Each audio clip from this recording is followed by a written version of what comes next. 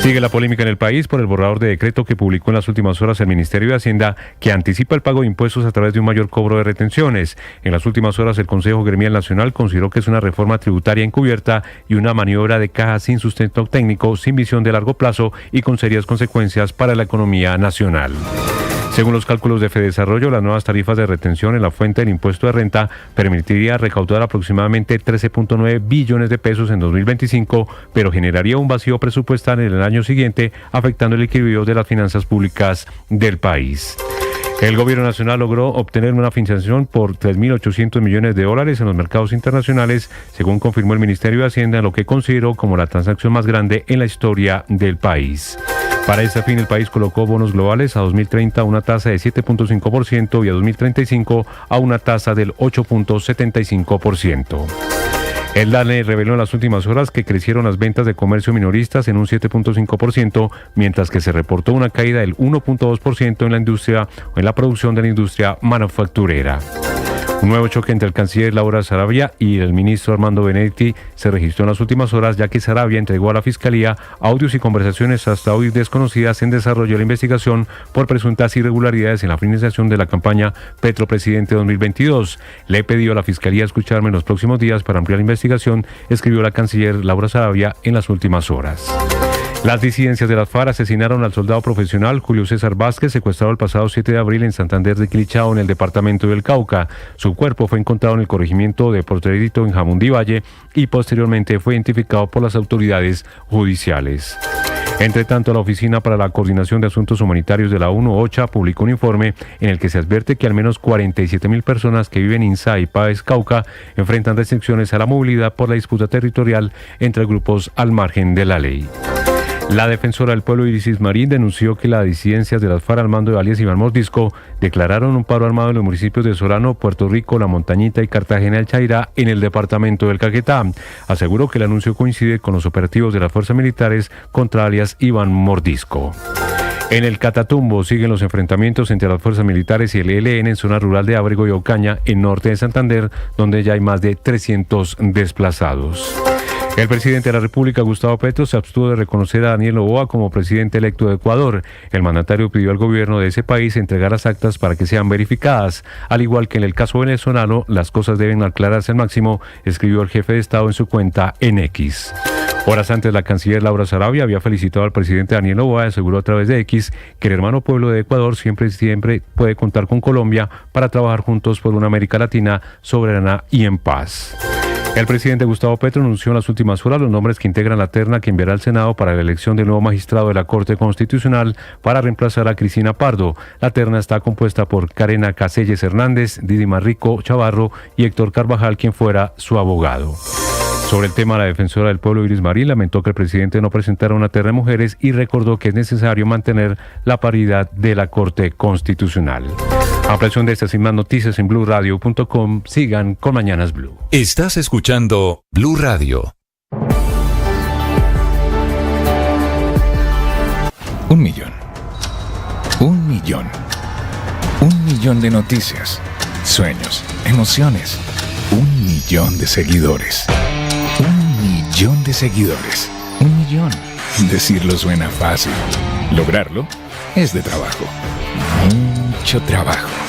Ya somos más de 1 millón de suscriptores en nuestro canal de YouTube. Y sumando, 1.010.000. Sumando, 1.020.000. Y sumando. Blue, más que radio. Son las 5 de la mañana y 34 minutos. Bienvenidos, seguimos acompañándolos. Estamos este miércoles santo 16 de abril con ustedes en Mañanas Blue. Saluda a quienes a esta hora se suman a nuestra transmisión a través de la aplicación Ditu de Caracol Televisión y también a través del canal de YouTube de Blue Radio. Amanecer frío en Bogotá, acompañando la operación Éxodo de este miércoles santo, y como siempre a esta hora les traemos los temas de conversación en las redes sociales. Camila Camila Carvajal. Buenos días, Camila. Hola Ricardo, buenos días. Feliz miércoles para usted y para todos los oyentes de redes sociales que esta mañana amanecen con muchos temas políticos. Si le parece, vamos por partes porque esto es producto de la actividad muy intensa del presidente las últimas horas en su cuenta de X. La tendencia en redes sociales empieza con fiebre amarilla, numeral Tolima y también Bogotá, producto de la pelea con la que amanece el presidente Gustavo Petro, criticando a la gobernadora del Tolima, pero también, Ricardo, a las autoridades de Bogotá. Todo por la fiebre amarilla y el brote que hay en el país, que es el trino en el que el presidente anuncia que va a decretar emergencia económica y sanitaria. Muchos comentarios por la tesis del presidente Petro que quienes no estén vacunados no vayan de viaje en Semana Santa a las zonas donde está el mosquito que transmite la fiebre amarilla. Pero dice él que también es un riesgo esta movilización y los viajes de Semana Santa porque el mosquito podría colarse en un carro y llegar a zonas en las que hoy no está convertida en una transmisión de vectores, como se llama técnicamente, y ahí Camila, está la polémica. Pues Camila, porque eso no es cierto, porque el presidente Petro lamentablemente está mal asesorado porque tiene un ministro de salud dedicado a hacer política y otras cosas, pero eso no es cierto.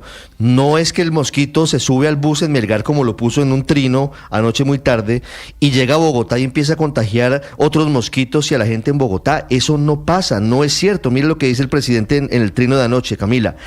En Melgar tenemos ya casos de infección y tenemos tráfico permanente entre Melgar y Bogotá. Solo se necesita que los mosquitos se metan en los carros. ¿En serio?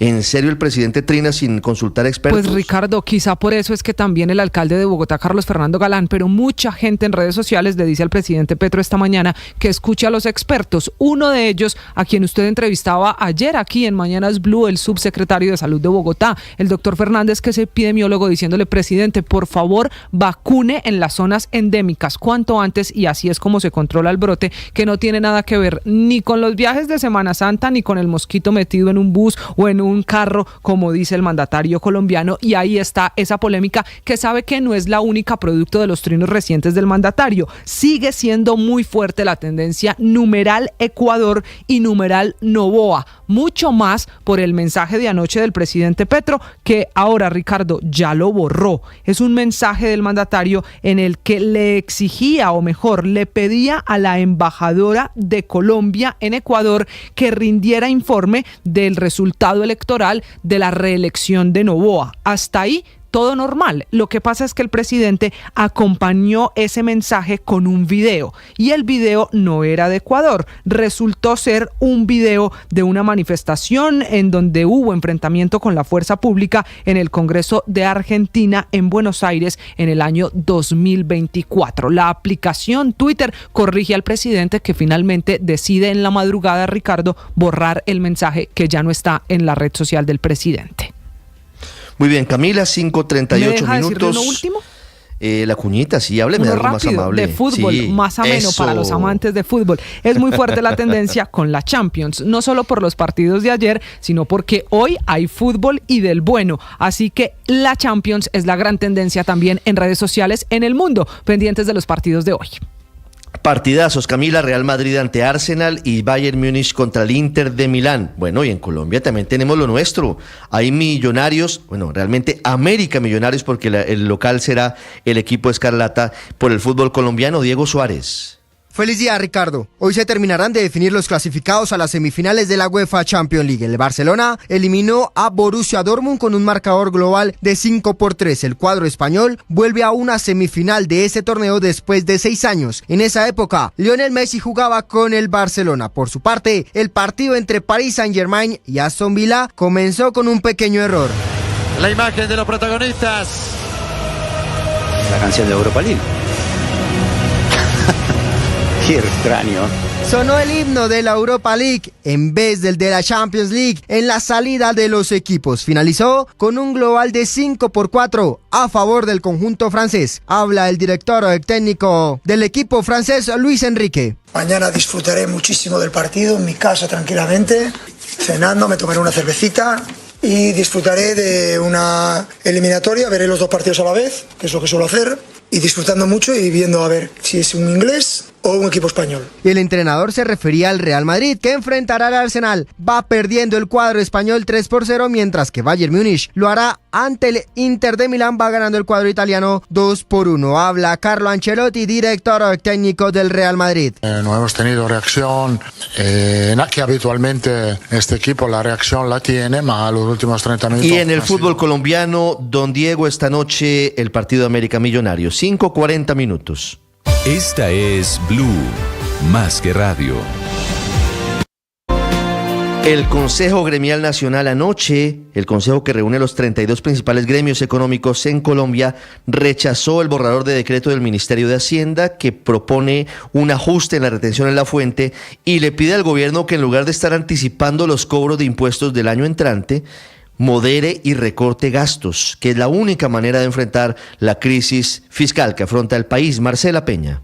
Hola Ricardo, buenos días. Lo que propone el gobierno equivale a pedirle al país productivo un crédito forzado para financiar el déficit fiscal generado por su ineficiencia en la ejecución del gasto público. Se trata en realidad de una reforma tributaria encubierta. Esto es lo que están diciendo hoy los empresarios del país, los 32 gremios que forman parte del Consejo Gremial Nacional, ante la propuesta del gobierno de subir las tarifas de la retención en la fuente este año. Según cálculos de Fedesarrollo, la propuesta, que está en un proyecto de decreto, podría llegar a implicar que el gobierno recibe casi 14 billones de pesos en ingresos adicionales este año, ingresos que no llegarían a las arcas públicas en el año 2026, algo muy similar a lo que vivimos con la primera reforma tributaria de este gobierno. Los empresarios le piden al gobierno que en lugar de apretar a las empresas, se apriete el cinturón y recorte sus gastos. Marcela Peña, Blue Radio. Marcela, gracias. 5:42. Hablamos ahora de la increíble historia de Emilio Tapia, uno de los más connotados delincuentes de cuello blanco en Colombia, que se robó la plata del carrusel de la contratación de Bogotá, que se robó la plata del internet de los niños de las personas apartadas en centros poblados y paga poquito de cárcel. Paga poquito, la economía criminal funcionando. Apenas pagó 4 años de prisión. Y ahora tan campante, tan feliz en libertad. La historia en Barranquilla, Vanessa Saldarriaga. Ricardo, buenos días. Pues le cuento que el pasado lunes 14 de abril, Emilio Tapia salió desde las 5:50 de la tarde en libertad, luego de haber estado durante 4 años en el centro penitenciario El Bosque de Barranquilla. Lo hizo para dirigirse hacia su casa y con esto se cumple la orden que entregó la jueza primera de ejecución de penas y medidas de Barranquilla de que cumpla una libertad condicional por 26 meses, mismos meses que le quedan pendientes por cumplir esta condena por centros poblados, que recordemos fue por 6 años y 4 meses y que apenas quedó en firme el pasado mes de diciembre. Pues lo que él argumentó era que ya había cumplido 3/5 partes de su condena, teniendo en cuenta que había sido recapturado en septiembre de 2021, a lo que le sumaron además 5 meses de trabajo y estudio que supuestamente había realizado desde el centro penitenciario. Importante contarle, Ricardo, que esta ya era la segunda condena de Emilio Tapia. Recordemos que en 2015 fue condenado a 7 años de prisión por el sonado caso del carrusel de contrataciones. Sin embargo, tras haber sido revisado el caso, consideró el juez que también ya se había dado por cumplida esta condena, teniendo presente que en septiembre de 2021, cuando fue recapturado, ya solo le faltaban 5 meses para cumplir con esta. A pesar de que la decisión fue apelada por la Procuraduría por considerar que él había residido en el mismo delito cuando se encontraba en libertad condicional por el caso de carrusel de contrataciones, esto no prosperó y por eso quedó en libertad. Barranquilla amanece hoy con 27 grados.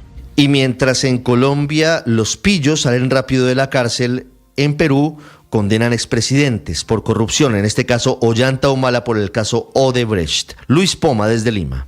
Ricardo, buenos días. Ollanta Humala Tazo, el hombre que presidió Perú entre el 2011 y 2016, fue condenado ayer a 15 años de prisión por lavado de activos agravado. Esto luego de que la justicia probara que sí recibió aportaciones ilícitas del entonces presidente venezolano Hugo Chávez y de la empresa brasileña Odebrecht para financiar sus campañas electorales del 2006 y 2011. Al término de la audiencia en la que escuchó la sentencia, que todavía es apelable, la policía arrestó a Humala para conducirlo a prisión. prisión, presumiblemente al establecimiento Barbadillo, conocido como la cárcel de presidentes. En esta cárcel, ubicada en la base de la División de Operaciones Especiales de la Policía Nacional, le espera uno de sus predecesores, Alejandro Toledo, quien también fue condenado por el caso Odebrecht. Asimismo, en este lugar permanece recluido el expresidente Pedro Castillo y anteriormente purgó condena Alberto Fujimori. Escuchemos al fiscal Rafael Vela Barba, quien sostiene que la ley es para todos y nadie es intocable. El mensaje que se debe transmitir es el correcto, es el que en la 5:45 fue asesinado un subintendente del Gaula en Carepa, Antioquia, en Colombia. Héctor Santamaría en Medellín. Así es, Ricardo, con los buenos días. Las autoridades en la zona de Urabá están investigando el hecho sicario en el municipio de Carepa, en el que la víctima es el subintendente Deimer Díaz Pérez, de 37 años de edad, adscrito al Gaula en esta subregión de Antioquia, donde prestaba sus servicios desde hacía 4 años y 10 meses, y que fue víctima de impactos de bala por parte de hombres que llegaron en moto hasta un establecimiento comercial conocido como Los Boteros en el barrio Pueblo Nuevo. El uniformado, con una trayectoria de más de 17 años en la institución, se encontraba disfrutando algunos días de permiso por motivo de la Semana Santa. No se descarta que tras el crimen del subintendente pueda estar tanto bandas criminales locales como también grupos armados en la región, como el Clan del Golfo. Medellín a esta hora tiene 19 grados de temperatura, tiempo seco, Ricardo. También casos de sicariato, 3 en las últimas horas en Barrancabermeja y la zona del Magdalena Medio santandereano. Julián Mejía en Bucaramanga. Ricardo, sí persiste la crítica situación de orden público en el Magdalena Medio, especialmente en Barrancabermeja, donde en las últimas horas se presentaron 3 atentados a bala, dejando una persona muerta y otras 4 más gravemente heridas. La víctima más reciente es un hombre de unos 35 años. El coronel Mauricio Herrera es el comandante encargado de la policía local. Resulta una persona impactada por arma de fuego, presenta varias heridas en su cuerpo, la cual le produce su deceso en el lugar de los hechos. Avanzamos en la investigación de estos hechos. Las alertas están encendidas en Barrancabermeja, donde ya van 63 personas asesinadas en lo que va de este 2025. Bucaramanga amanece este miércoles santo con 19 grados de temperatura, cielo despejado y el aeropuerto Palo Negro operando con normalidad.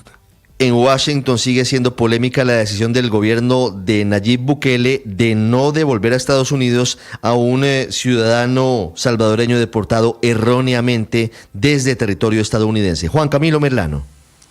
Ricardo, buenos días. Y la decisión también del presidente Donald Trump de no facilitar el regreso de ese ciudadano Kilmar Abrego García a territorio estadounidense. Enfrentan 2 presiones, la judicial con una jueza federal emitiendo en las últimas horas otra orden en contra del gobierno Trump, en el sentido de que tienen que dar detalles de cuáles son los esfuerzos para regresar a Kilmar a Estados Unidos, luego de un fallo previo de la Corte Suprema que dijo que tenían que facilitar su regreso al país. Y también la presión social encabezada por la familia de Kilmar, su esposa y 3 hijos, quienes acudieron ayer a la corte a pedir por él. Habla Jennifer Vázquez, esposa de Kilmar. I will not stop fighting until I see my husband alive. No voy a parar de pelear hasta que vea a mi esposo vivo. Kilmar, si puedes escucharme, mantente fuerte. Dios no se ha olvidado de ti, decía Jennifer. Recordemos que Kilmar no podía ser deportado a El Salvador porque tenía una orden de protección de un juez de ir a ese país por amenazas de las pandillas y porque su vida corría peligro allí. La administración Trump hizo caso omiso de esa orden y continúa justificándose, así lo dijo la portavoz de la Casa Blanca, Caroline Leavitt. Democrat and media outrage over the deportation of Abrego Garcia, an MS-13 El Salvadorian illegal alien criminal who was hiding in Maryland, has been nothing short of despicable. La indignación demócrata y de los medios por la deportación de Abrego García, un salvadoreño de la Mara Salvatrucha, extranjero ilegal criminal que se estaba escondiendo en Maryland, no ha sido nada menos que despreciable, decía Leavitt. Ricardo. Muy bien, Juan, en el Reino Unido el Tribunal Supremo de Justicia emite una sentencia histórica y controvertida. Dice que el término mujer se refiere al sexo biológico, es decir, que las mujeres trans a partir de ahora no podrán ocupar puestos designados para mujeres en las leyes de igualdad. Silvia Carrasco desde Londres. Sí, Ricardo, ¿qué tal? Muy buenos días. Este tribunal, el Tribunal Supremo, la máxima instancia de la justicia británica, ha determinado que da la definición de lo que es mujer y eso excluye a las mujeres transgénero que poseen certificados de reconocimiento de género. Los 5 jueces de la Corte Suprema determinaron por unanimidad que la definición legal de mujer no incluye a las mujeres transgénero, sino que solamente aquellas que tienen el sexo biológico. Así lo explica explicaba el juez Patrick Hodge.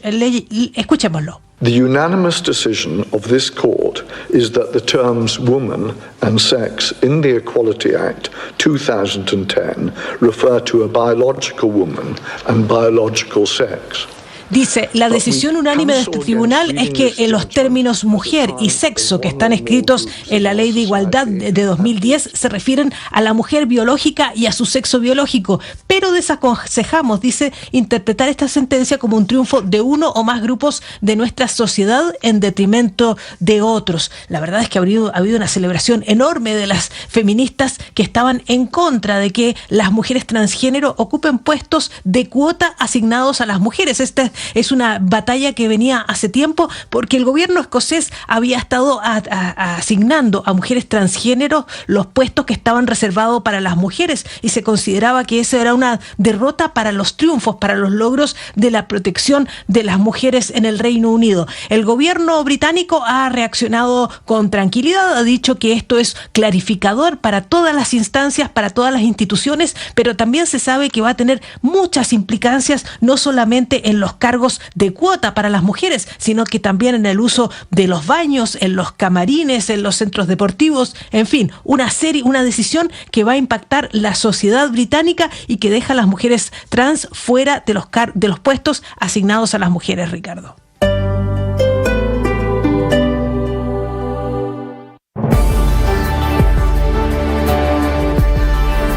Un millón. Un millón de noticias, sueños, emociones.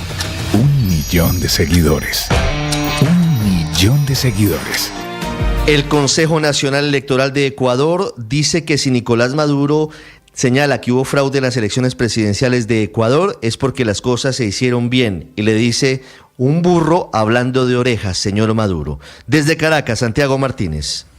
Hola, soy Ricardo, buen día. Diana Atamaín es el nombre de la presidenta del Consejo Nacional Electoral de Ecuador y quien salió al paso a las críticas o informaciones de que en las presidenciales del pasado domingo, donde fue reelecto Daniel Noboa, hubo fraude. En específico, le preguntaron en una larga entrevista a un medio local por las afirmaciones de Nicolás Maduro, quien desde Caracas, insistió en calificar la jornada de ese día como un fraude horroroso e inauditable, lo cual para la presidenta del CNE termina siendo la demostración de que se hicieron bien las cosas. Recordemos que con más del 90% de las actas escrutadas, Daniel Noboa superó a Luisa González, la candidata del correísmo, por 11 puntos, lo que representa más de 1 millón de votos, aunque González denunció que se había dado el fraude más grotesco de la historia de Ecuador, una palabra que también fue repetida por Nicolás Maduro. Igual, esto es la presidenta del CNE ecuatoriano. Escuchemos. Hasta el día de hoy no hay una sola petición a nivel nacional de una sola acta para que sea revisada. Bueno, si el señor Maduro dice que hubo fraude,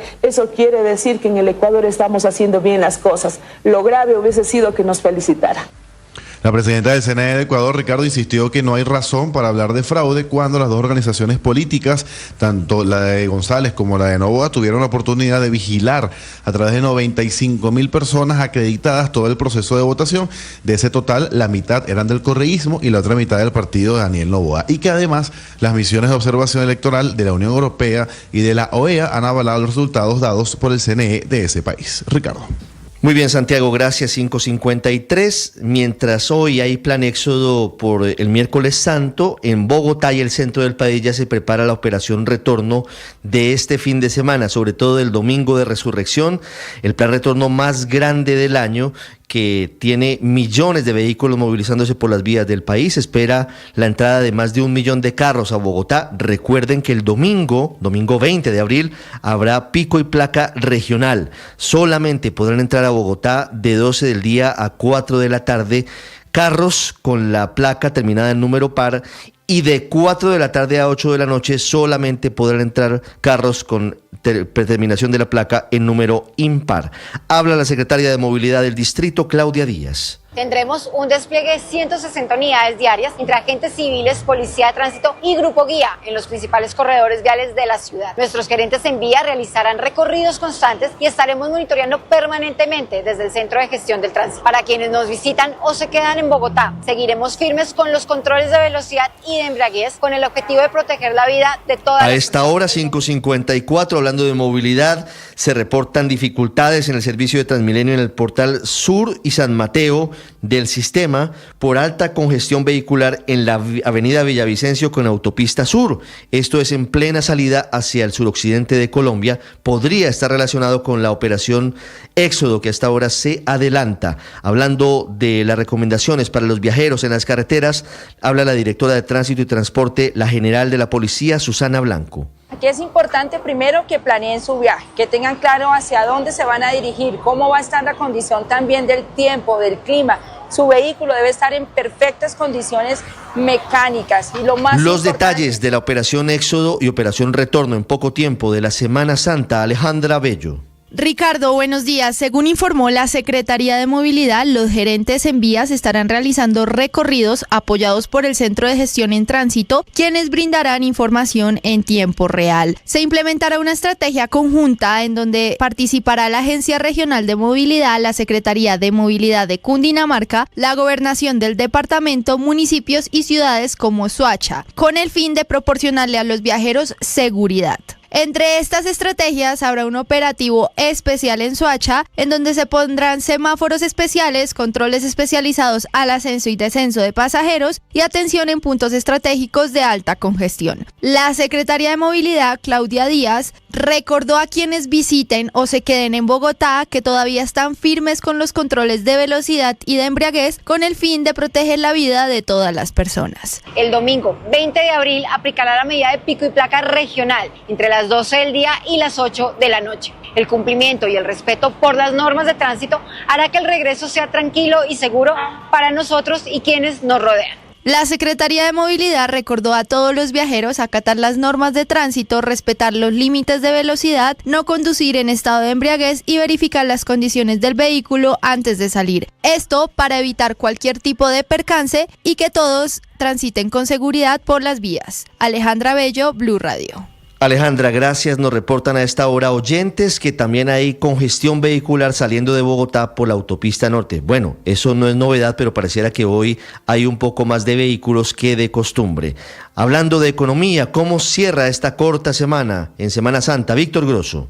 Ricardo, buenos días. Antes de que el presidente Petro anunciara una emergencia económica, ayer por primera vez en el año el gobierno colombiano acudía a los mercados internacionales para vender bonos consiguiendo recursos por 3.800 millones de dólares. A tasa de cambio de hoy son más de 16 billones de pesos. En la práctica, esta emisión de bonos es un proceso de endeudamiento en el que inversionistas internacionales nos prestan plata por la que hay que pagarles intereses. Vale la pena explicar que este tipo de emisiones no son nuevas y cada cierto tiempo el gobierno de turno va a los mercados para financiarse de esta forma. El Ministerio de Hacienda ya lo venía maquinando, pero se atravesó el remesón que la semana pasada tuvieron los mercados por la guerra comercial, así que decidió esperar y ayer vio la oportunidad de hacerlo en medio de una jornada más tranquila para las bolsas. En el gobierno están celebrando esta emisión porque se convirtió en la operación de este tipo más grande en la historia de la República de Colombia y porque los inversionistas quisieron prestarnos más de 10.000 millones de dólares, 2,7 veces más frente a lo que se estaba buscando. La mitad de la plata se debe pagar en el 2030 y la otra mitad 5 años después, con intereses que van entre el 7,5 y 8,75%. Aunque el gobierno logró su objetivo y efectivamente hubo un gran apetito por estos bonos, analistas llaman la atención sobre la tasa de interés porque se ha incrementado frente a emisiones similares de años recientes, lo que reflejaría una mayor percepción de riesgo sobre Colombia. Víctor Grosso, datafx.com.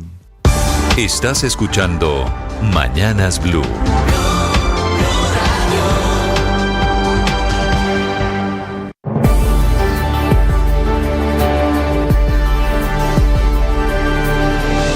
Gracias a ustedes.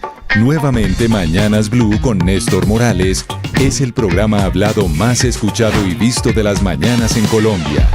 Les vamos a contar noticias de Colombia y el mundo. Bienvenidos esta mañana y alerta. 1 millón de gracias por estar cerca. Blue, más que radio. 1 millón. 1 millón. 1 millón de noticias, sueños, emociones. 1 millón de seguidores. 1 millón de seguidores. 1 millón. Decirlo suena fácil. Lograrlo es de trabajo. Mucho trabajo. Ya somos más de 1 millón de suscriptores en nuestro canal de YouTube. Y sumando, 1.010.000. Sumando, 1.020.000. Y sumando. Blue, más que radio. Escanea este código y suscríbete a nuestro canal de YouTube, @Blue Radio Co. Y disfruta y participa de la programación de Blue Radio. Blue Radio, le ponemos cara a la radio. Blue Radio, la alternativa. Ahora usted puede opinar. ¿Qué es una buena noticia en medio de tantas emergencias? Gracias a los más de 2.100.000 personas que hoy posicionan a Blue nuevamente como la emisora número 1 de los colombianos. Es un gusto saludarlos. Gracias por escucharnos. Gracias por vernos. Esto es Blue, parte del juego. más que radio. El periodismo no tiene apellidos. Es siempre honesto, independiente y comprometido con la verdad. El periodismo no es amigo del poder, lo vigila. Hoy, Mañanas Blue les ofrece periodismo con contexto. Las dos caras de la moneda, sin exageración, sin especulación. A partir de este momento, Mañanas Blue es periodismo en radio. Bienvenidos.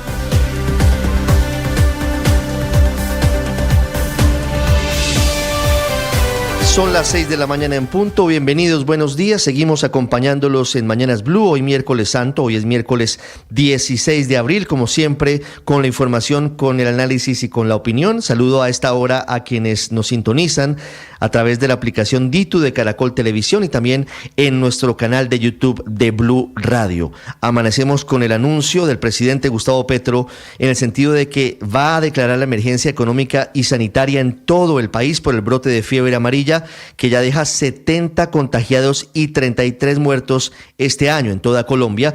El presidente Petro tiene la tesis de que por los viajes de Semana Santa, los mosquitos que transmiten la enfermedad y están en tierra caliente podrían colarse, meterse en los carros y en los buses y trasladarse a otras regiones del país, aumentando el contagio. Eso no es cierto en ciudades y municipios que están a una altura superior a los 2.000 metros sobre el nivel del mar. Es una tesis difícil de explicarla del presidente y ha sido desmentida por los expertos. Además, ya existe una declaratoria de emergencia sanitaria emitida por el Ministerio de Salud hace 8 días, pero solo en las regiones de alto riesgo por la proliferación de la fiebre amarilla. La idea del presidente Petro es que esta declaratoria de emergencia sanitaria se extienda a toda Colombia y después se va a declarar la emergencia económica, dice él, para girarle dinero rápido a los hospitales públicos para que se pueda acelerar la vacunación contra la fiebre amarilla y atender a los pacientes contagiados. No es la primera vez que el presidente Gustavo Petro anuncia una declaratoria de emergencia económica. La última vez que había hablado de esto lo había hecho hace 3 meses por la crisis de seguridad y de orden público en el Catatumbo, pero finalmente solo decretó la conmoción interior. Hay que recordar que una situación similar, una emergencia económica y sanitaria en el país, solamente se recuerda en épocas de la pandemia del COVID-19 durante el gobierno del presidente Iván Duque. Esto le permite al gobierno no solamente apropiar recursos más rápidamente, distribuir el presupuesto, sino que también incluso podría tener restricciones a la movilidad y otro tipo de herramientas que desde ya puede causar controversia. El presidente Petro aprovechó el brote de fiebre amarilla para criticar a quienes considera sus contradictores políticos, a la gobernadora del Tolima, Adriana Magali Matiz, a quien acusó de no trabajar con el gobierno nacional para frenar los contagios. Ella habló aquí el lunes en Mañanas Blue y dijo que estaba trabajando sola porque el gobierno nacional no le había acompañado. El presidente Petro también critica al gobierno de Bogotá, al alcalde Galán, por los casos de fiebre amarilla, y dice el presidente Petro que hay que acelerar la vacunación en Bogotá y hasta recomienda que los colombianos que no se han vacunado contra la fiebre amarilla no viajen durante Semana Santa al Tolima, al Huila, al Eje Cafetero y a la la Amazonia, que son las zonas de presencia del mosquito, con consecuencias que también puede tener esto en materia negativa frente al turismo que espera recuperarse durante la Semana Santa. Al presidente Petro le responden los epidemiólogos y los expertos explicándole que en Bogotá no puede haber transmisión vectorial de la fiebre amarilla, es decir, Bogotá, presidente, no es una zona endémica y que la vacunación debe acelerarse en zonas endémicas donde está el mosquito para controlar este brote, es decir, no existe la posibilidad científica de que el mosquito Aedes aegypti llegue a Bogotá desde Melgar en bus, como dice el presidente, y empiece a picar a la gente y se propague de mosquito en mosquito. El presidente Petro por ahora hace el anuncio de las emergencias sanitarias y económicas en Twitter, pero faltan los decretos que lo formalicen. Como les decíamos, en el caso de la emergencia económica debe estar sustentada en hechos que, y leo textualmente, perturben de forma grave e inminente el orden económico, social y ecológico del país o que constituyen grave calamidad pública. Si no está bien sustentada esa emergencia, podría pasarle lo mismo que la emergencia económica que decretó en 2023 en La Guajira, que fue tumbada por la Corte Constitucional. A propósito del presidente Petro, muy activo en redes sociales en las últimas horas, ya conformó la terna que envió al Senado de la República para la elección del nuevo magistrado de la Corte Constitucional, en reemplazo de la magistrada Cristina Pardo, que en su momento hace 8 años fue ternada por el presidente de la época, Juan Manuel Santos. Los ternados son Carena Caselles, magistrada auxiliar de la Corte, Didi de Marrico, que tiene una larga trayectoria en defensa de los derechos humanos y en partidos y movimientos políticos de izquierda, y Héctor Carvajal, quien ha sido el abogado del presidente Petro en diferentes litigios. De hecho, ha sido el abogado del presidente en la investigación que se adelanta por posibles irregularidades en la financiación de su campaña. Algunos consideran que esta es una terna de uno, que estaría confeccionada para que Héctor Carvajal sea magistrado, mientras que otros creen que podría haber sorpresas. En cualquier caso, ya hay críticas porque la defensora del pueblo considera que debería haber sido una terna exclusivamente de mujeres la presentada por el presidente. Y hablando del gobierno nacional, les contaré sobre la historia interesante de la nueva crisis interna, el nuevo capítulo está de nuevo protagonizado por la canciller Laura Sarabia, quien arremete por Twitter, por X, contra el ministro del Interior Armando Benedetti desde Japón, donde termina un viaje internacional. La canciller confirmó que le entregó a la Fiscalía nuevos audios y conversaciones desconocidas por la opinión pública en desarrollo de la investigación por irregularidades en la financiación de la campaña Petro Presidente 2022. La canciller entregó nuevos audios y le pidió a la Fiscalía que la escuche en los próximos días para ampliar su versión sobre los hechos.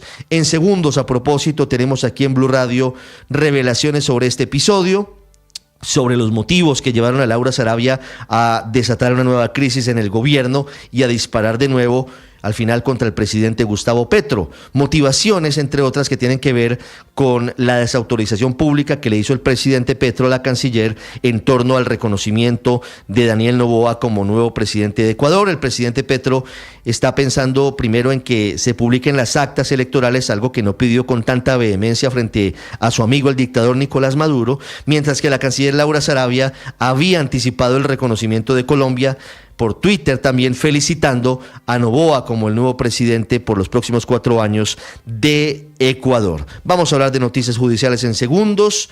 Emilio Tapia, el delincuente Emilio Tapia, el ladrón de cuello blanco Emilio Tapia, quedó libre increíblemente. Ya pagó 3/5 partes de la pena por el escándalo de Centros Poblados, por el robo de 70.000 millones de pesos para el internet de los niños en zonas apartadas en el gobierno del presidente Iván Duque. Ya pagó increíblemente la condena por el carrusel de contratos y ahora sale a disfrutar de las mieles del dinero mal habido.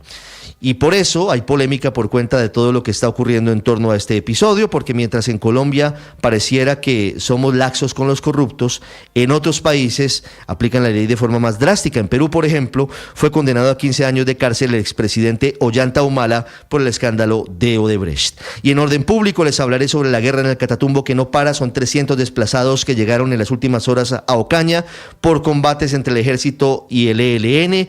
Las disidencias de las FARC asesinaron al soldado soldado Julio César Vázquez en Jamundí. La defensora del pueblo advierte sobre un paro armado de las disidencias de Iván Mordisco en Caquetá, mientras que en el Valle del Cauca, también en Jamundí, hubo ataque con explosivos en contra de 4 militares que resultaron heridos. Sube el número de damnificados por la situación en el río Cauca, que otra vez se desbordó en La Mojana, en el boquete de Caregato. No pudimos con ningún gobierno con Caregato y La Mojana. Ya hay inundaciones en Majagual, San Benito y Guaranda, pero también hay advertencias frente a lo que puede ocurrir en Caucasia, en el departamento de Antioquia. Como siempre, es un gusto acompañarlos. Muchas gracias por estar con nosotros hoy, miércoles santo, con la información, con el análisis y con la opinión. Tenemos en segundos también información deportiva que tiene que ver con 2 partidos clave hoy en la Liga de Campeones, y también hablaremos del fútbol profesional colombiano. Hoy cumpleaños una tierra hermosa, cumple 115 años el departamento del Valle del Cauca. Un saludo a todos los vallecaucanos. Hoy es el Día Internacional contra la Esclavitud Infantil y hoy es el Día Mundial de la Voz. 6:09 a.m, como siempre es un gusto acompañarlos. Vamos a continuación con más noticias de Colombia y del mundo en el resumen en Mañanas Blue. Pudimos ir construyendo un sistema preventivo de equipos médicos en las regiones que nos permitieron actuar rápidamente en el Tolima.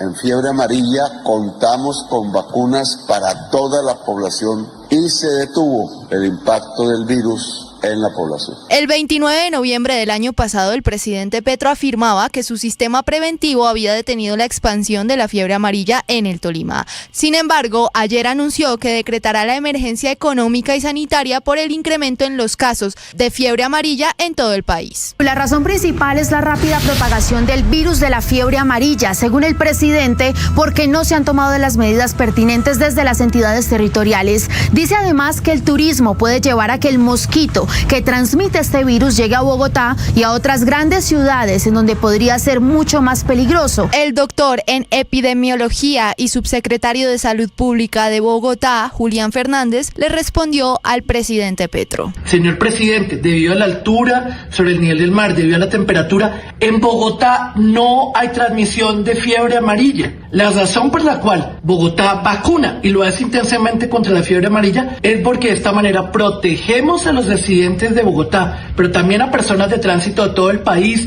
migrantes internacionales, desplazados. 2 días después de transcurridas las elecciones presidenciales en Ecuador, el presidente Gustavo Petro finalmente se pronunció sobre este resultado, absteniéndose de reconocer a Daniel Noboa hasta que no sean publicadas las actas de votación. Varias voces de la oposición colombiana ya se pronunciaron sobre esto, asegurando que se debe reconocer a Noboa como presidente del vecino país. Escuchemos al representante Juan Espinal. Bueno, yo lamento mucho que el presidente Gustavo Petro, en su cuenta de X, que termina siendo la cuenta oficial de la presidencia de la República, no reconozca las elecciones y el triunfo del presidente Noboa. Lo que sí hizo hace 19 horas Laura Sarabia. El distanciamiento entre la canciller Laura Sarabia y el ministro del Interior Armando Benedetti saltó otra vez a la opinión pública con este mensaje en X que publicó la ministra de Relaciones Exteriores desde Japón. En mi última declaración a la Fiscalía entregué audios y conversaciones con Armando Benedetti, incluso audios que no han sido conocidos por la opinión pública. Le he pedido a la Fiscalía escucharme en los próximos días para ampliar la investigación. Aunque la diligencia a la Fiscalía se dio el 28 de febrero, Laura Sarabia guardó silencio hasta ahora, pero no dio más detalles. Aunque Emilio Tapia todavía tiene pendiente con la justicia el cumplimiento de varios meses de su condena por el caso de Centros Poblados, ayer salió hacia las 5:50 de la tarde libre desde la penitenciaría El Bosque de Barranquilla rumbo a su casa ubicada en esta misma ciudad. La información fue confirmada a Blue Radio y se da luego de la medida que resolvió a favor de Tapias, la jueza primera de ejecución de penas y medidas de esta ciudad, tras darle libertad condicional por haber cumplido 48 de los 76 meses de condena por este caso. A través de un comunicado, la Tercera Brigada del Ejército Nacional confirmó la muerte de un soldado profesional que había sido secuestrado por hombres de las disidencias de las FARC, Jaime Martínez, el pasado 7 de abril en zona rural del municipio de Santander de Quilichao, en el norte del Cauca. Frente a esto se refirió el brigadier general Juan Oduber Rendón, comandante de la Tercera Brigada del Ejército Nacional. El Ejército Nacional condena categóricamente este acto atroz que constituye una grave violación a los derechos humanos. La Defensoría del Pueblo denunció que las disidencias al mando de alias Iván Mordisco ordenaron un paro armado en los ríos Caguán y Caquetá, obligando a que habitantes de municipios como Solano, Puerto Rico, La Montañita y Cartagena del Chairá no puedan salir de sus casas. Esto ocurre en la misma zona donde la fuerza pública viene adelantando varios operativos contra alias Iván Mordisco y donde delinquen otras disidencias como las de Calarcá y el Ejército Bolivariano. Mírenlo cómo está, hicimos tambo con tucos de 60 centímetros y ya se abollaron. Las aguas del río Cauca siguen adentrándose con más fuerza por el boquete de Caregato hacia los predios de La Mojana, al punto que en cuestión de 4 días, más de 1.000 familias de municipios como Guaranda, Majagual y Ayapel han quedado sumergidas en una crisis humanitaria. Así lo indicó el abogado Manuel Navarro, quien asumió la defensa de las comunidades afectadas en La Mojana. Estas familias se suman a las familias ya damnificadas que vienen desde el 27 de agosto del año 2021, que son familias que lastimosamente el Estado ha dejado abandonadas.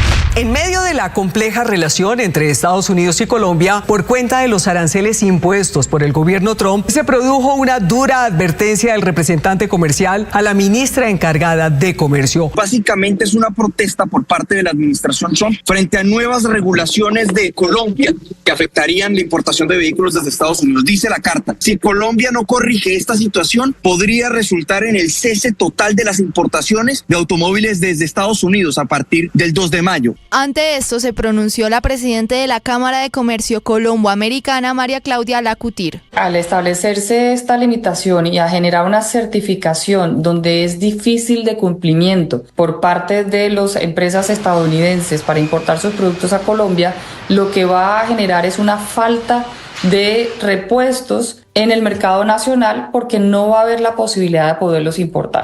En el fútbol colombiano se jugará un gran clásico a partir de las 8:30 de la noche con transmisión del equipo de Blue Radio. América de Cali recibirá a Millonarios en la fecha 14 del fútbol colombiano. Esto dijo en la previa del partido Johan Garcés, jugador del América de Cali. Estos rivales son los llamados a vencer. Nosotros tenemos una obligación por la historia del club y lo que quiere el hincha. El que gane asumiría el liderato del fútbol profesional colombiano. Hoy se terminarán de definir los clasificados a las semifinales de la UEFA Champions League. El Barcelona eliminó a Borussia Dortmund con un marcador global de 5-3. El cuadro español vuelve a una semifinal de ese torneo después de 6 años. Por su parte, el partido entre Paris Saint-Germain y Aston Villa comenzó con un pequeño error. La imagen de los protagonistas. La canción de Europa League.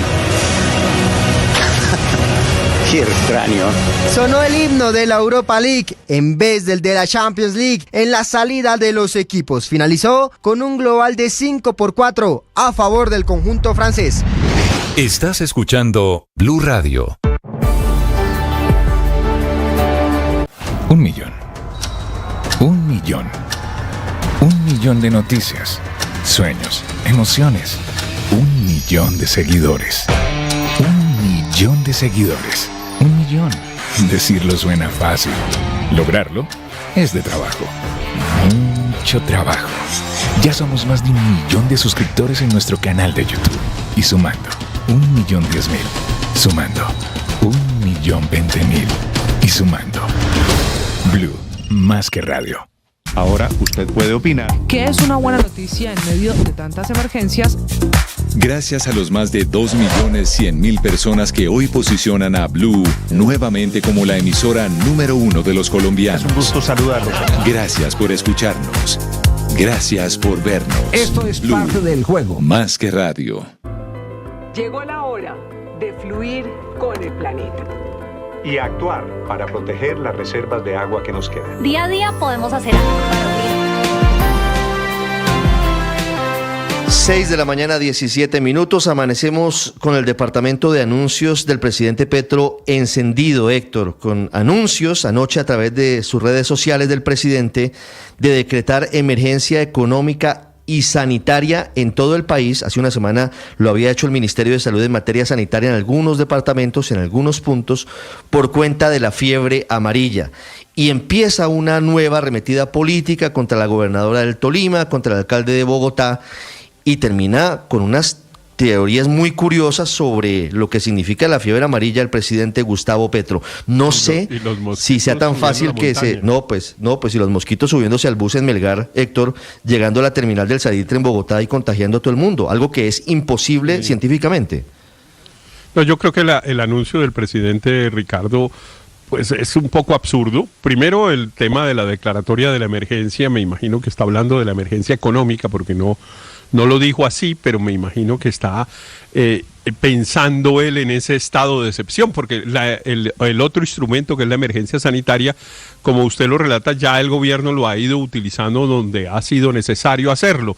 Pero no veo bien cuál es el objeto de declarar una emergencia económica para enfrentar esta situación de la fiebre amarilla, y esperaría que no lo hiciera para algunas cosas de las que anuncia o menciona mejor en el trino, que es para restringir los movimientos de las personas, porque básicamente la teoría del presidente es que pues las personas que van a lo que en Colombia llamamos tierra caliente, cuando regresan a sus hogares, especialmente en Bogotá, pues terminan trayendo el mosquito. Esa es la teoría del presidente, y que pues claro, un virus de fiebre amarilla propagado por todo Bogotá pues sería una catástrofe sanitaria, pero pues esa es una teoría que los científicos han rechazado rotundamente, y entonces yo lo que no me imagino es que dicte un decreto de emergencia para, por ejemplo, prohibir ir a Melgar, donde él dice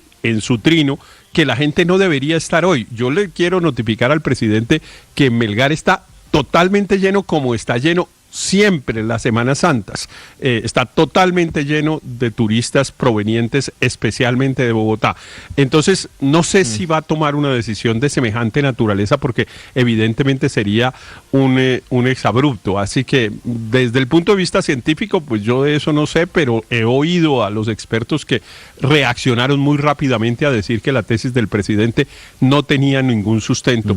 Y desde el punto de vista jurídico y político, la posibilidad de la declaratoria de emergencia me parece realmente un exabrupto. Héctor, recordamos eso que usted dice, y es la posibilidad que quedaría latente de que el presidente Gustavo Petro pudiera restringir la movilidad, porque se utilizó en la pandemia del COVID-19 por parte del presidente Duque. Estuvimos meses, por no decir años, bajo esa figura. Recuerde usted que la emergencia económica, social y ecológica, además de sanitaria, facultó al presidente preciso para eso, justamente para eso, para restringir la movilidad en el país. Por eso la duda sobre hacia dónde va el presidente Petro. Claro, y estuvo pues vigente durante un tiempo muy largo y sirvió pues para ordenar que se cerraran establecimientos de comercio y cosas de ese estilo, y por eso a mí me dio tanto temor el trino del presidente, porque las cosas que dice ahí pues conducen a pensar que, por ejemplo, podría tomar esas medidas que no parecen, insisto, tener sustento científico, porque si uno dijera, bueno, efectivamente la situación del brote de fiebre amarilla ha llegado a un punto en el que es necesario tomar medidas extremas y es posible que pase lo que el presidente dice, pues bueno, discutimos si esa es la medida conveniente o no, pero es que los científicos dicen que lo que dice el presidente no va a pasar y no puede pasar, pues porque físicamente es imposible que la fiebre amarilla se expanda, por ejemplo, a una altura y a un clima como el de Bogotá. Él sostiene que por el cambio climático Bogotá está más caliente y que entonces ahora sí es posible que eso pase, pero pues nadie respalda esa tesis, Ricardo. 6:21 a.m, la nueva polémica en la que nos envuelve el presidente Gustavo Petro, en la que nos está metiendo el presidente por cuenta del anuncio que hace clarito en su mensaje de declaratoria de emergencia económica y sanitaria por la fiebre amarilla. Es Slobodan Wilches. Así es, Ricardo, muy buenos días. Pues este anuncio del presidente Gustavo Petro ocurrió anoche a las 7:15 de la noche, como suele ocurrir a través de sus redes sociales, donde de alguna manera anticipa que va a decretar la emergencia económica y sanitaria, como hemos informado por el incremento en los casos de fiebre amarilla en el país. El presidente, a través de sus trinos y de sus mensajes en cuenta en X, dijo que si hacemos rápido la vacunación, el número de víctimas será muy pequeño. hay que entregar a los hospitales públicos tecnología y máquinas capaces de tratar enfermos de fiebre amarilla, es lo que dijo el presidente en sus primeros trinos. Sin embargo, como hemos dicho, el mandatario señaló y acusó a la gobernadora del Tolima, Adriana Matiz, de no ayudar al gobierno y de no girar los recursos correspondientes para detener el virus, según lo que ha dicho el presidente, dice él y aclara, pero que los alcaldes y gerentes de hospitales y las EPS intervenidas y las privadas se han ayudado a fondo, es lo que dijo el presidente. También el presidente cuestiona a la administración de Bogotá, la alcaldía de Carlos Fernando Galán, y dijo que le preocupa que en la ciudad no hayan querido configurar los equipos básicos de salud que son imprescindibles para hacer la vacunación rápida en toda la capital del país, señala en uno de sus trinos, y fue más allá, sin mostrar cifras o un estudio epidemiológico, aseguró que las personas que no se han vacunado no deben salir en Semana Santa a zonas de peligro, abro comillas, por ahora la zona cafetera, lo que dice el presidente, que anunció que el gobierno tiene límites o tiene miles mejor de equipos listos para una jornada nacional de vacunación. Posteriormente el presidente Gustavo Petro en esta cantidad de mensajes de trinos aclaró que no haya dicho que en Bogotá, que haya transmisión de fiebre amarilla en Bogotá, pero advirtió que sí podría presentarse debido a los viajes frecuentes de bogotanos a zonas de alto riesgo. Y estos anuncios del presidente Gustavo Petro, esta noticia, pues contrasta con una declaración, una intervención suya que se hizo el 29 de noviembre del año pasado, en la que destacó que el sistema preventivo de su gobierno había detenido la extensión de la fiebre amarilla, en este caso en el departamento del Tolima. Esto dijo en ese momento el jefe de Estado. Pudimos ir construyendo un sistema preventivo de equipos médicos en las regiones. La idea son 1.000. No son suficientes, que nos permitieron actuar rápidamente en el Tolima y en las zonas de afectación, hacer una especie de cuadrante de vacunación masiva. En fiebre amarilla contamos con vacunas para toda la población para fiebre amarilla y se detuvo el impacto del virus en la población. Responde la alcaldía de Bogotá inmediatamente, su equipo de gobierno, el alcalde Carlos Fernando Galán. También le responde el subsecretario de Salud de Bogotá, Julián Fernández, quien aseguró que un brote de fiebre amarilla se controla vacunando en áreas endémicas y aclara que la capital del país no tiene esa condición y que tampoco genera casos secundarios. Pero los casos en Bogotá no generan, señor presidente, casos secundarios. ¿Por qué? Porque en Bogotá no hay transmisión vectorial de esta enfermedad. Por lo mismo, no genera casos secundarios. Señor presidente, para controlar la fiebre amarilla, usted tiene que vacunar en áreas endémicas, en áreas que tienen las condiciones ambientales, que es 2/3 del país. Es ahí donde corta la cadena de transmisión, porque es ahí en la que una persona infectada es picada por el mosquito Aedes aegypti en el ciclo urbano, y eso puede generar casos secundarios. Debe usted incrementar la vacunación en áreas endémicas para controlar esta infección. Por lo pronto, en Bogotá estamos comprometidos absolutamente con la vacunación. También le responde el secretario de Salud de Bogotá, Gerson Bermúdez, le dice al presidente que Bogotá sí tiene equipos en territorio, no por meses, sino de forma permanente. Le dice en un mensaje en Twitter, en la red social X, pregunta, señor presidente, las condiciones del ministerio, escucha a los técnicos y no a los activistas, es lo que le dice el secretario de Salud al presidente de la República. La gobernadora del Tolima, Adriana Magali Matiz, también le respondió en las últimas horas, le pidió al presidente no mentir y le aclaró que en el departamento fue decretada la emergencia pública el día 13 de noviembre de 2024 y que se han realizado varios puestos de mando unificado y que en esa región ya se inició la jornada de vacunación. La gobernadora también le recordó al presidente que el pasado 25 de marzo, en un consejo de ministros, el propio presidente dijo que en ese momento era un brote de fiebre amarilla en unos micos y que su gobierno había controlado. La gobernadora pues insiste en que el gobierno nacional no ha actuado a tiempo para enfrentar ese brote. Son algunas de las reacciones, Ricardo. Por supuesto, ahí esperamos a los decretos y a las decisiones que tome el gobierno nacional oficializando estos anuncios del presidente sobre esta declaratoria de emergencia económica y sanitaria por los incrementos del caso de fiebre amarilla en el país. Juan Camilo Maldonado es periodista. Está en Mañanas Blue. Laura Sarabia, canciller de la República, le pidió a la Fiscalía que le permita ampliar su testimonio en el caso contra el ministro del Interior, Armando Benedetti, por la presunta financiación irregular de la campaña Petro Presidente. Según dijo, entregó nuevos audios y conversaciones que no han sido conocidas por la opinión pública. Según la canciller, los audios los entregó a la Fiscalía en la última visita que hizo a las instalaciones de la Fiscalía en Bogotá para declarar dentro de la investigación que se sigue a la campaña de Petro Presidente por presunta financiación irregular.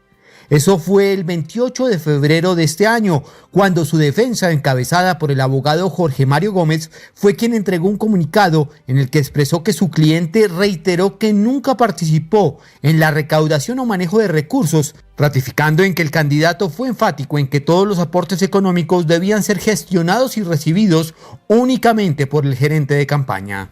Sin embargo, este caso podría reactivarse con la información inédita entregada a la Fiscalía Séptima delegada ante la Corte Suprema, que tiene asignadas las pesquisas. Esta denuncia también abre un nuevo capítulo en la confrontación Benedetti-Saravia, dos figuras que comenzaron como aliados en el gobierno, pero que hoy están distanciadas.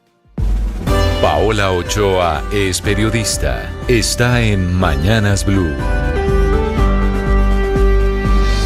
6 de la mañana, 28 minutos. Emergencia económica por la fiebre amarilla, pero en emergencia también las empresas del país. Hoy con el grito en el cielo y atravesando por todo un verdadero viacrucis por cuenta de dos malas noticias de las últimas horas. De un lado, la caída en la producción industrial, que volvió a hundirse nuevamente en el mes de febrero con una contracción del 2.2% frente al mismo mes del año pasado, según los datos del DANE de la encuesta mensual manufacturera, completando casi 2 años en terreno negativo, 23 meses de números en rojo y con la mitad de las actividades presentando caídas, 13 de 26, actualmente en malísima racha, en sectores como explotación de minas y canteras, que se hunde 5.5% en la variación anual, industria manufacturera, menos 1.2%, suministro de agua y electricidad, menos 1.8%, distribución de agua, menos 2.6%, y en tanto que en la variación mensual,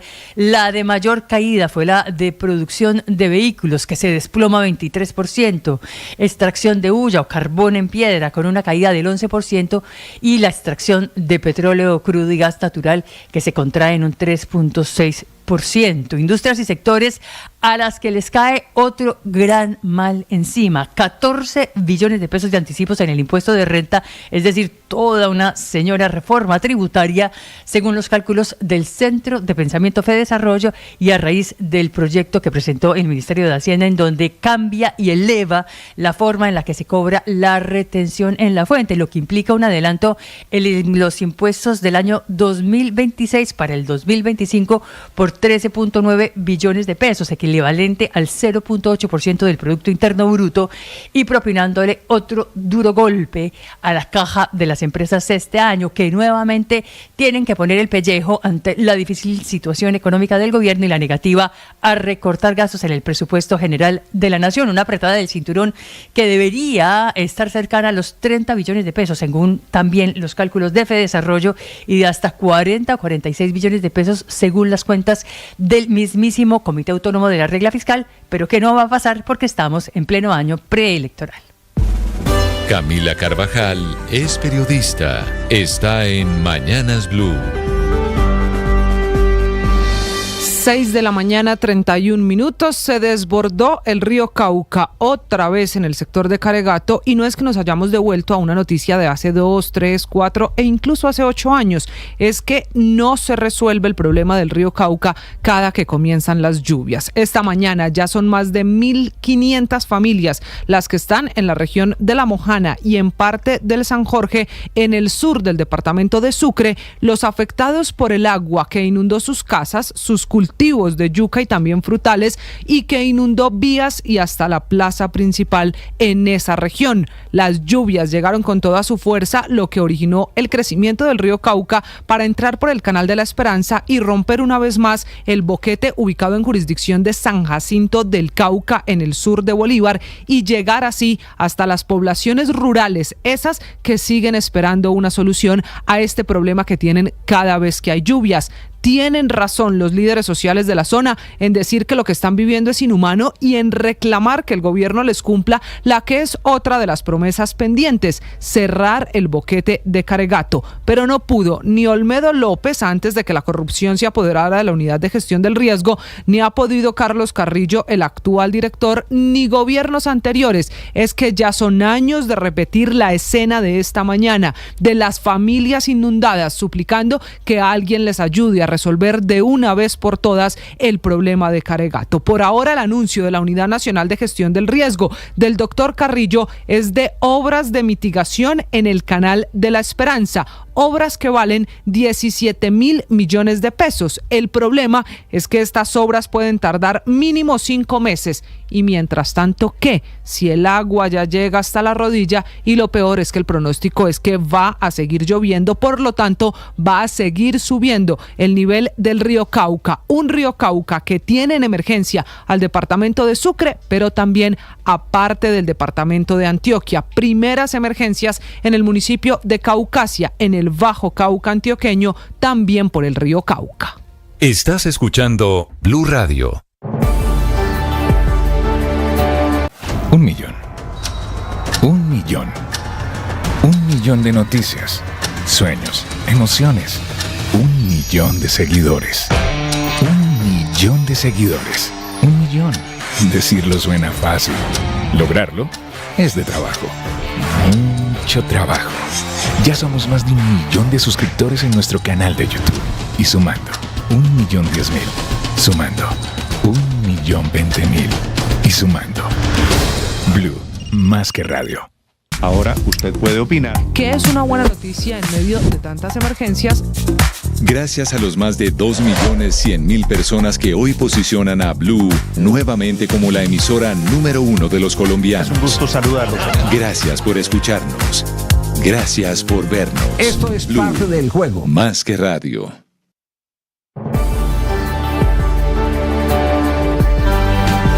6 de la mañana, 34 minutos. Padre Linero, buenos días. Feliz miércoles santo, hombre. Buen día, Ricardo, como siempre, con ánimo, con fuerza. Iniciamos nosotros nuestras jornadas tratando de provocar siempre las mejores emociones de bienestar y sobre todo en este día que para nosotros los creyentes es santo, ¿verdad?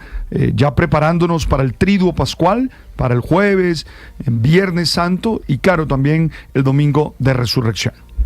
Ese busito que tiene hoy se parece al que usaban en alguna época los arqueros italianos. ¿Se acuerda, Juan Camilo? La época de Walter Senga. Ese buzo gris. De acordarme, no. He visto videos, pero... No, pero ¿cómo que no se acuerda? ¿O no ha nacido? Ahora el bebé, entonces, Juan Camilo. No los alcancé a ver. El bebé, el recién nacido. 6:35 minutos. ¿De qué hablamos hoy, padre? De vulnerabilidad, porque al fin y al cabo lo que celebramos es eso. Que los seres humanos somos injustos, que los seres humanos somos capaces de crucificar, de condenar, de llevar al patíbulo al inocente. Y yo creo que esa es una manera de entender nuestra condición humana. Entonces hablemos de cómo asumir, cómo aceptar nuestra vulnerabilidad, entendiendo que no es debilidad. Hoy miércoles santo, con mucho fútbol, ¿no, padre? Para estar desde muy tempranito pendientes de los partidos de la Champions. Y para usted que es hincha del América, en la noche jugamos contra Millonarios por el fútbol colombiano. Yo hoy soy del Arsenal, que juega un partido, no recuerdo bien con qué equipo, juega el Arsenal, después está el Inter contra el Bayern. Recuérdele, Juan Camilo, contra quién juega el Arsenal. Y al final de la noche, pues yo prefiero irle a Millonarios. 2 de la tarde, padre. Arsenal visita al Real Madrid en el Santiago. No podré ver el partido porque estaré viendo Unión Águilas. Oh, Inter Bayern. Tiene las dos opciones de fútbol hoy en Champions. Serán los partidos de vuelta de cuartos. Pero espéreme, Juan Camilo, que lo que está diciendo el padre es un sacrilegio. Prefiere ver Unión Magdalena contra Águilas. ¿Y qué crees? Que Arsenal Real Madrid. Si ese es mi equipo y juega a las 2 de la tarde. A las 2 de la tarde juega Águilas Doradas, Unión Magdalena. Águilas está en la posición 18 y Unión Magdalena es 20º, es decir, último en la tabla. Que quede claro, ese es el clásico y es yo creo que va a tener la mayor sintonía posible ese partido. A esa hora descenso. También juega el Crystal Palace de los colombianos Daniel Muñoz y Jefferson Lerma, 1:30, así que a esa hora se estará cruzando el partido. Hay mucho fútbol hoy, pero lo más interesante sin duda serán los partidos de Champions. Muy bien, en segundos, 6:37 minutos, el Padre Linero y los deportes. Antes, noticia del momento en Blue Radio. Con Coordinadora, el futuro llegó. Por eso, trabajamos con innovación y tecnología para poner en tus manos un mejor mañana. El futuro es ahora. ¿Te lo llevamos? La noticia del momento en Blue Radio. 6 de la mañana, 37 minutos. Antes de hablar de la declaratoria de emergencia económica y sanitaria que anuncia el presidente Petro por parte de su gobierno para afrontar la epidemia de fiebre amarilla, vamos a hablar en segundos con el secretario de Salud de Bogotá, Gerson Vermont, sobre lo que dijo el presidente y sobre qué está pasando en realidad hoy en la capital del país con la fiebre amarilla. Héctor, tenemos noticia que tiene que ver con todo lo que quedó en el aire ayer con el enigmático mensaje en la red social X, que es un poquito aburridor decirlo, en Twitter, de la canciller Laura Sarabia, revelando una diligencia, Héctor, que ocurrió hace tiempos ante la Fiscalía, en la que ella además le cuenta al país que entregó audios nuevos de Armando Benedetti, hoy ministro del Interior, y pide una cita nueva porque dice, tengo más cosas que aportar. Claro. Lo grave, Héctor, es que al final esto termina siendo una nueva crisis para el gobierno del presidente Petro. Esto termina de nuevo reviviendo el escándalo por posibles irregularidades en la financiación de la campaña, y otra vez Benedetti y Laura Sarabia en medio del tinglado, y el presidente Petro con una crisis que se le está creciendo de nuevo en la Casa de Nariño. Bueno, estamos hablando del ministro del Interior y de la canciller, ¿no, Ricardo? Imagínese. Es una cosa absolutamente insólita. Pues los dos ministros de más, pues todos los ministros tienen la misma jerarquía, pero en eso que llaman el orden de precedencia, pues el uno es el primero y la otra es la segunda.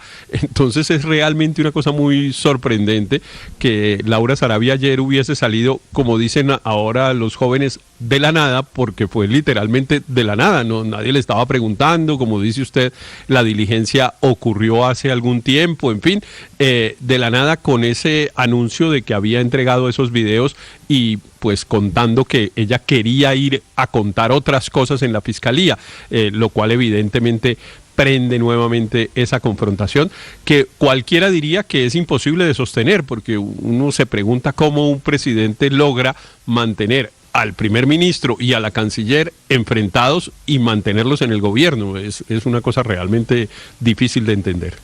Héctor, tenemos aquí en Mañanas Blue el audio que Laura Sarabia entregó a la Fiscalía de Armando Benedetti, para que lo escuchemos y para que lo discutamos.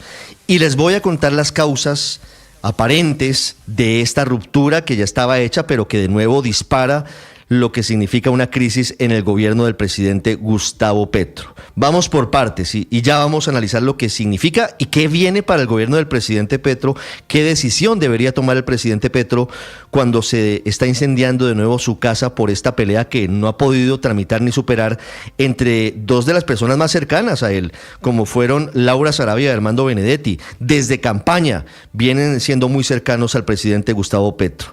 Inicialmente, Héctor, hay que contar que Laura Sarabia está en Japón, ¿no? Está en una gira diplomática, y ella hace referencia en ese mensaje en Twitter de la tarde de este martes a una declaración que ella rindió a finales de febrero de este año. Fíjese usted, hace 2 meses, ante la fiscal séptima delegada ante la Corte Suprema de Justicia, que está investigando a los altos funcionarios del gobierno que pudieron haber tenido relación con el lío de la financiación presuntamente irregular de la campaña que llevó a Gustavo Petro a la presidencia de la República en el año 2022. Es decir, que la canciller Laura Sarabia declaró en ese proceso, ni más ni menos, que es el más sensible para el presidente de la República, Héctor, que es el que ha generado una cantidad de movimientos. Claro, en un proceso que pues en la Corte no lo están investigando directamente, pero que implica directamente al presidente, porque evidentemente cualquier resultado relacionado con la financiación de su campaña,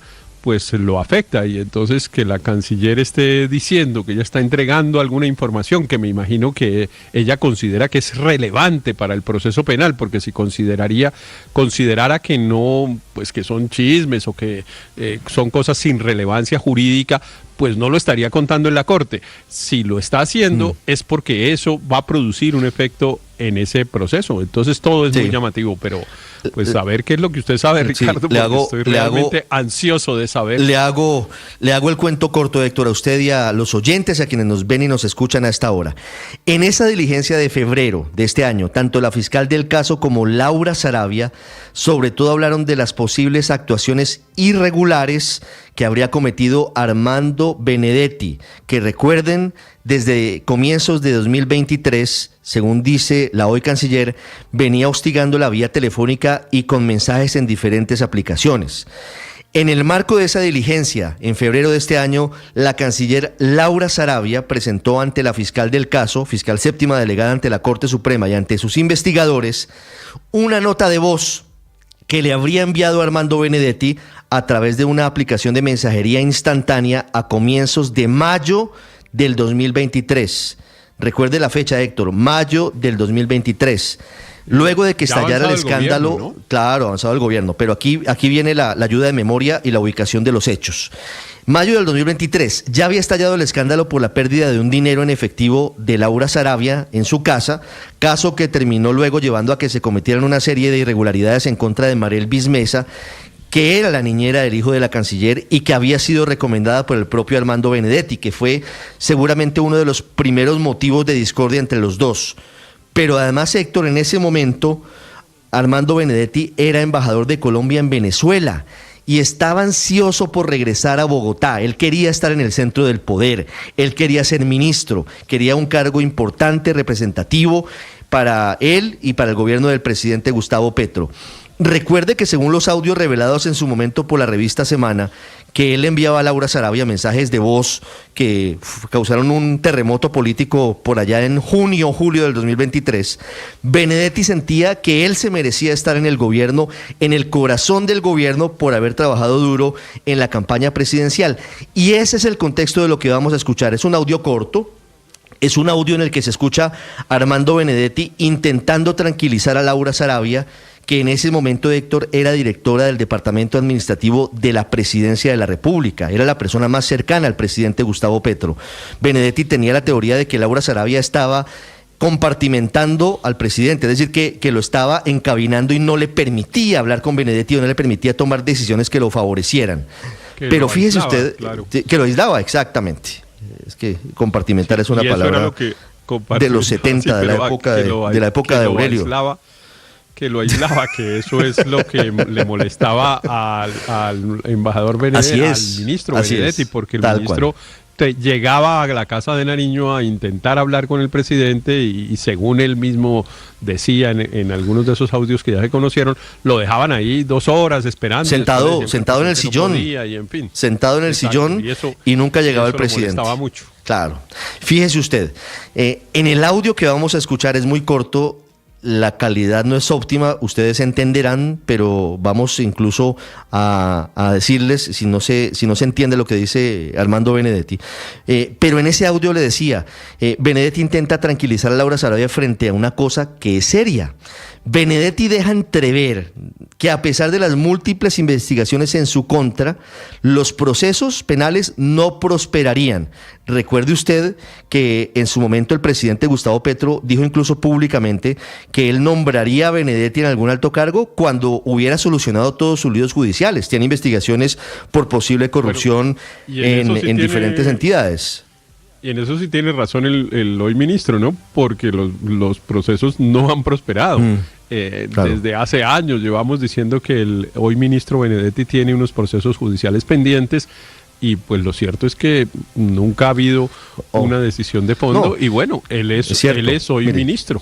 Bueno, por supuesto, mire, pero pasan varias cosas. Él ha saltado de la Corte Suprema a la Fiscalía de acuerdo al fuero que tiene en su momento, porque él estuvo como particular, luego fue embajador ante la FAO, le crearon ese cargo, ahora es ministro, está en etapa de juicio en la Corte Suprema por el escándalo de corrupción de FONADE, y tiene otros procesos, tiene otros casos. Benedetti, escuche usted porque es muy interesante, le dice a Laura Sarabia, mire, deja entrever esto, que a pesar de las múltiples investigaciones en su contra, los procesos no prosperarían. todo con el fin de que pudiera ser nombrado en algún alto cargo en el gobierno por parte del presidente Gustavo Petro. Les sigo dando detalles para que escuchemos el audio. Benedetti, Héctor, habla de una supuesta cita en la Fiscalía, sugiere que habló con el entonces fiscal general de la Nación, Francisco Barbosa, y con el entonces jefe de la unidad de fiscales delegados ante la Corte Suprema, Gabriel Jaimes, quienes, según dice, habrían dado luz verde desde lo penal para cualquier nombramiento de Benedetti en un alto cargo del Ejecutivo. Ah, qué curioso. Pues primero es un trámite raro que uno tenga que ir a la fiscalía a que la fiscalía autorice que lo nombren en un cargo, pero segundo, pues sería pues incluso un abuso de poder, bueno, si constituye seguramente algún delito, si efectivamente lo que dice Benedetti llegase a ser cierto, que puede ser que no, porque Benedetti pues siempre hemos dicho que es hablador y un poco fanfarrón con las cosas que dice, pero pues que insinúe que habló con Barbosa, el exfiscal, y con el doctor Jaimes, fiscal delegado, pues y que ellos le hubieran dicho, no, tranquilo, que lo nombren, que aquí no va a pasar nada, pues sería una cosa bastante rara además porque pues como sabemos Barbosa en realidad estaba enfrentado muy duramente al presidente Gustavo Petro.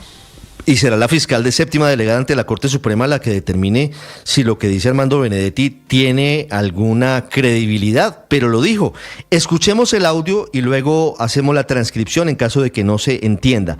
Este fue el audio, repito, que revelamos en exclusiva a esta hora en Blue Radio, 6:48 minutos, de Armando Benedetti, una nota de voz que le envía a Laura Sarabia en el año 2023, en medio y antes de que viniera la arremetida final de él contra Laura Sarabia, porque no lo nombraba el presidente Gustavo Petro en un alto cargo. Escuchemos. Laura, yo pensé llamarte miércoles jueves, pero yo me moví hoy duro en la fiscalía y me dicen que me pueden nombrar de lo que sea, que no pasa absolutamente nada de nada. Hablar con el número 1 y con Jaimes, me dijeron que no pasa un culo, me pueden nombrar de lo que tú quieras. Yo pensé llamarte, pero... Y una más, yo estoy muy bien rankeado ahí y estoy buscando que la persona que tenga la huevonada esa que salió del sábado sea una persona acá.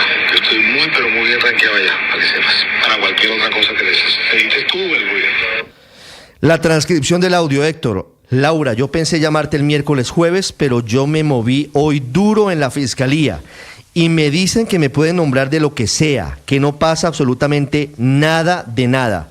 Ahora, inaudible, con el número 1 y con Jaimes. Se deduce que el número 1 sería el fiscal general de la Nación en ese momento, Francisco Barbosa, y con Jaimes. Jaimes es el apellido del jefe de los fiscales delegados ante la Corte Suprema en ese momento, Gabriel Jaimes Durán. Perdónenme los oyentes, leo textual. Y me dijeron que no pasa un culo, que me puede nombrar de lo que tú quieras. Yo pensé llamarte, pero... Y una más, yo estoy muy bien rankeado ahí y estoy buscando que la persona que tenga la huevonada esa que salió el sábado sea una persona acá. Ahí se refiere aparentemente Benedetti, el hoy ministro del Interior, a una publicación que se habría dado en la revista Semana en su momento.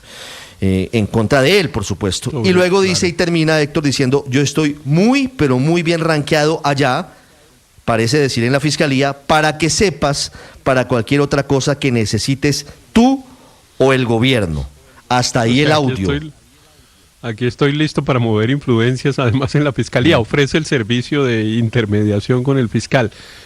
Pues muy llamativo el audio, Ricardo, porque como decimos, pues coincide, digamos, hay una serie de cosas que no son tan fáciles de explicar. Que Benedetti sea hubiese sido amigo, hubiese tenido algún tipo de relación con el fiscal Barbosa, pues no es tan extraño. La verdad es que el ministro Benedetti es un hombre que siempre se ha movido, pues como lo sabemos, en distintas aguas, en distintos sectores políticos, y puede ser que hubiese tenido algún tipo de relación. Con qué grado de intimidad o con qué grado de cercanía, pues eso sí, pues no lo sabemos. Pero lo que sí sería raro es que el fiscal Barbosa ofreciera ayuda para el gobierno del presidente Petro, con quien evidentemente no solo no tenía relación, sino que efectivamente pues tenía una confrontación y al contrario pues usaba la fiscalía para actuar, digámoslo, con toda dureza contra el gobierno, para no decirlo de otra manera. Entonces sí, eso suena muy raro.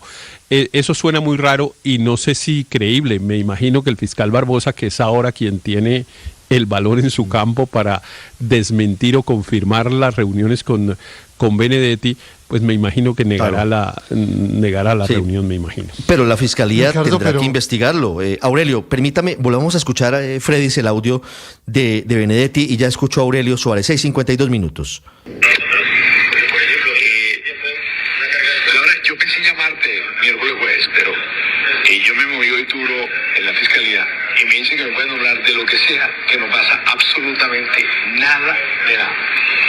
Hablar con el número 1 y con Jaime, me dijeron que no pasa un culo, me pueden hablar de lo que tú quieras. Yo pensé llamarte, pero...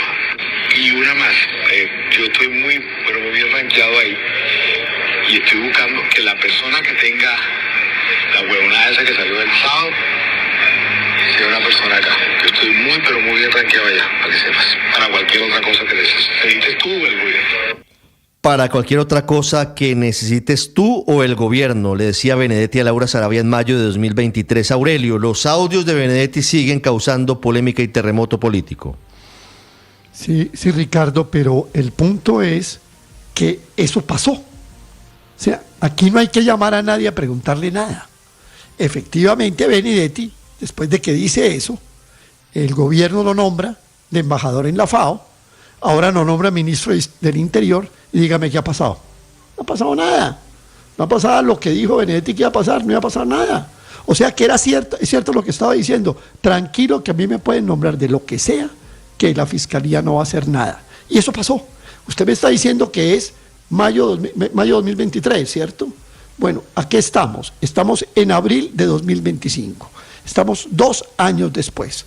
Lo nombraron en la FAO, lo nombraron de ministro del Interior y no ha pasado nada. Entonces, Benedetti tiene la razón en lo que está diciendo hoy, en lo que estaba diciendo en esos audios. Pero algo más, Ricardo, si Benedetti tiene razón en estos audios, o sea que no dice mentiras en los audios porque los hechos le dan la razón, entonces en las demás cosas que ha afirmado en los audios también tiene la razón. Es que aquí no hay que llamar a Barbosa, a mí me da pena, ni a Jaime, es que ya los hechos lo demostraron, lo nombraron y no pasó nada. ¿O qué le ha pasado? ¿Qué le ha pasado? Sí, pero dígame que no puede. Usted puede llamar a Barbosa y Barbosa decir. Es que son los hechos. Ante los hechos no hay nada. Tiene usted razón en que no le ha pasado nada penalmente al ministro Benedetti. Sí, pero no puede usted deducir automáticamente que eso es por cuenta de que le hicieron el favor en la fiscalía. No, el fiscal Barbosa, yo no estoy diciendo si le hicieron el favor o no. Yo no estoy diciendo si le hicieron el favor o no. Yo lo que estoy diciendo es, hace 2 años fue ese audio. Lo han nombrado, lo han paseado por el mundo entero en cargos. ¿Y qué le ha pasado? Nada le ha pasado. Por ahí uno de vez en cuando oye la noticia que Benedetti va a ir a la corte a decir no sé qué, y no ha pasado nada. Benedetti tiene franquicia, como él lo dice. El efecto Benedetti, dice, el efecto Teflón, no pasa nada. No pasa nada. 6:55 minutos. Ya les voy a contar además, Andrés, las aparentes motivaciones de la canciller Laura Sarabia para desatar esta crisis en el gobierno del presidente Petro, porque evidentemente esto causa unos líos profundos. Imagínese usted 2 de los ministros más importantes, la canciller y el ministro del Interior, sobre todo la canciller hoy contra el ministro no le ha respondido, pero la canciller está cargando contra el ministro de la Política, que hoy es muy cercano al presidente Petro. Y eso, Ricardo, lo hace el mismo día en el que aparentemente en contradicción con su jefe, el presidente de la República, ella felicita al presidente del Ecuador, Daniel Noboa, por su victoria, mientras el presidente de la República está en la misma red social diciendo que no reconoce la victoria de Daniel Noboa y que tiene unas dudas, etcétera, etcétera, etcétera. Este fenómeno de Laura Sarabia se creció, Ricardo. Se le creció a Armando Benedetti y se le creció a Gustavo Petro. ¿Y por qué lo digo de esa manera? Porque mi impresión es que cada uno de los dos, especialmente Armando Benedetti, la veía a ella como una niñita chiquita que más o menos estaba bajo su control y bajo su tomando y mire todo lo que está pasando. ¿Usted se acuerda de la forma despectiva? Perdóneme, ¿usted se acuerda de la forma despectiva en la que Armando Benedetti le habla a Laura Sarabia en los audios famosos? Pero total. Que es un mes después de este audio en el que se escucha tranquilito, después cambia el tono y fíjese absolutamente desobligante con Laura Sarabia. Claro. Es muy curioso el contraste de los dos audios, porque en esos audios iniciales a los que usted hace referencia, Ricardo, él está tratando a Laura Sarabia casi como un capataz, tratándola de manera desobligante, gritándole, diciéndole todo tipo de expresiones, claramente tratando de mantenerla bajo su control. En este audio ya se le oye casi suplicando, como no, mira, déjame entrar allá, que yo no tengo problemas, ya el fiscal Francisco Barbosa me lo aseguró. Por cierto, Ricardo, yo sí creo que habría que escuchar qué tiene que decir el fiscal al respecto, porque independientemente de si los procesos han avanzado o no, el hecho que se relata aquí es el de esa reunión, el de esa especie de certificación informal, vaya usted tranquilo que no hay ningún problema. Yo creo que sí es importante escuchar a los involucrados. Pero en todo caso, Ricardo, aquí hay una persona que ambos, el ministro Benedetti y el presidente Petro, aparentemente pensaron que podían manejar, que podían controlar, y eso no está sucediendo. Incluso más serio que estos audios me parece es lo que está pasando a nivel de la Cancillería, que parecería que la Cancillería tiene su propia política por un lado y el presidente Petro por el otro. Y por cierto, si usted me pregunta, de esas dos me quedo con la de la Cancillería, que ha manejado muy correctamente todas las circunstancias de política exterior de Colombia de las últimas semanas. 6:57 minutos. Álvaro, su opinión frente a esta nueva tormenta, nuevo incendio en la Casa de Nariño. El presidente Petro se enteró en la tarde de este martes, Álvaro, a través del trino de Laura Sarabia, y por supuesto no está para nada contento. Imagínese usted, 2 de sus alfiles otra vez en las viejas andanzas. Pero pues este tipo de audios dan para muchas especulaciones y todo tipo de teorías, y todo el mundo se inventa un cuento, y como pues estas cosas dan para que se pueda decir cualquier cosa, no hay cómo probar si sí o no. En ese audio hay 2 hechos. Uno en que una persona le dice a otra que preguntó en la fiscalía si había algo contra él y le dijeron que no. O sea que sí lo pueden nombrar. Que le diga al presidente que él sí es nombrable porque en la fiscalía no hay una acusación grave contra él inminente.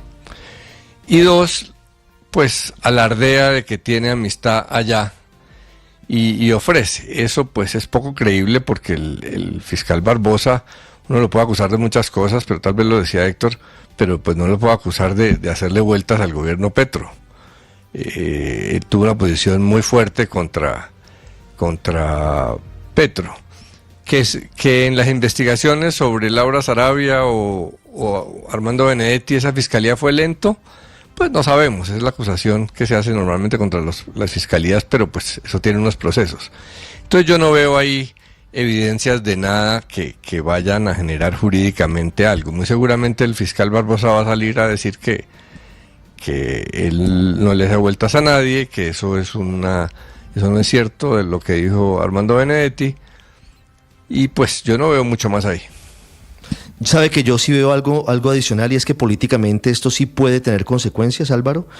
Jurídicamente es posible que no, aunque eso depende de la fiscal séptima delegada ante la Corte Suprema de Justicia, pero políticamente pareciera insostenible el pacto de no agresión que hicieron a finales del año pasado Laura Sarabia y Armando Benedetti, con un gobierno que públicamente entra en estas controversias, con una canciller que dispara a través de redes sociales contra su colega de gabinete, el ministro del Interior, Armando Benedetti, hoy. Eso no es inocuo políticamente, esto puede tener unas consecuencias, no es solamente un hecho que pueda pasar inadvertido lo que se ha revelado en las últimas horas, y el audio que estamos dando a conocer a esta hora aquí en Blue Radio, María Consuelo. Pero además, Ricardo, el audio es de alguna manera la advertencia de que hay más, porque a ver, ¿cómo sucede esto?